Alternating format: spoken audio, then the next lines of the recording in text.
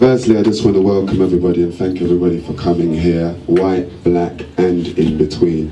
At the end of the day, it's about unity, and whatever change we're going to implement, sustained change we're going to have to do as a community, all of us, not just a minority. We're going to have to step up to the plate because we are in a multiracial society, and as such, we have to stand up as a collective to make any sustained change. I'm going to read something here that I wrote, but the reason why I'm reading it, because I'd much prefer to speak to you, the youngers, just freestyle, but I'm writing a book about the regression of today's youth and the dynamics that I feel incur this regression. So I've kind of included a few of my thoughts in this particular piece here. So if you bear with me, I'm just going to get through it and vibe with you, and hopefully we can answer some questions later on in regard to Smiley and the campaign for justice. Before I go any further, if you do want to keep in contact with the campaign for justice for Smiley Culture, you can catch us on Facebook, where all our strategies and all the updates are regularly being posted. So once again, you just type in campaign for justice for Smiley Culture, and that's Facebook, and you'll find it, like it, and you'll be rolling with us. Okay. I'm truly honoured, which is true, to be here to address potentially our most brilliant generation. A generation unafraid to speak to those in power, and a generation that has access to unlimited knowledge, unafraid to ask new questions and challenge a system that has oppressed us as a people for many, many years.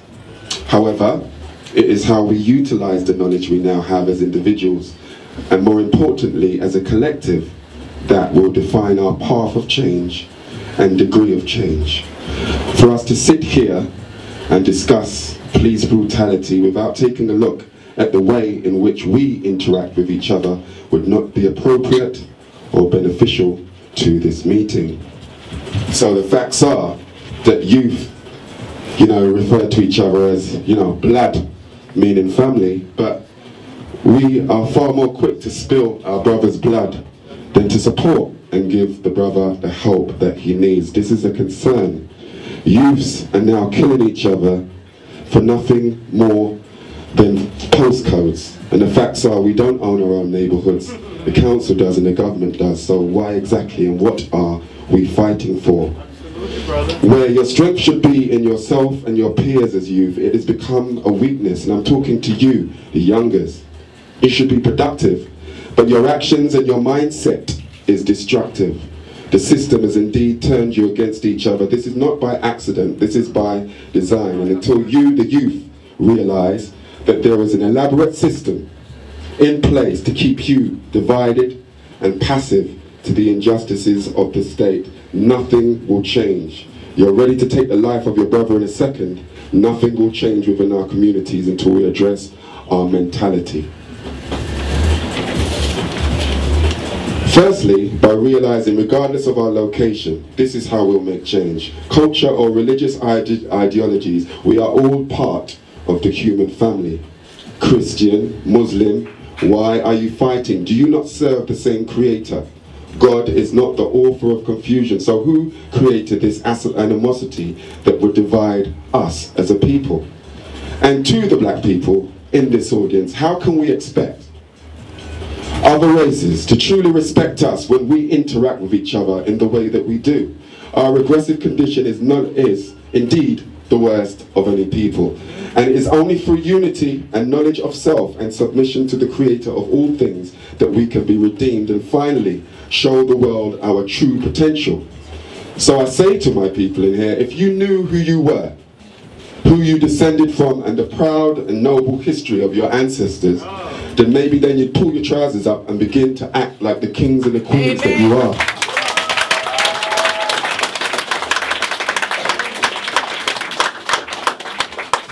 The facts are, the values of our nation's youth, both social and moral, have been compromised to such an extent that most young people don't even know themselves anymore.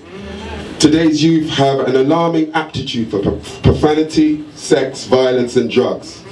Your general lack of self-esteem or self-worth is a direct consequence of the negative, corruptive images and messages we feed you through our media on a dimension of platforms. think about what we see on the TV and hear on the radio: profanity, sex, violence, etc.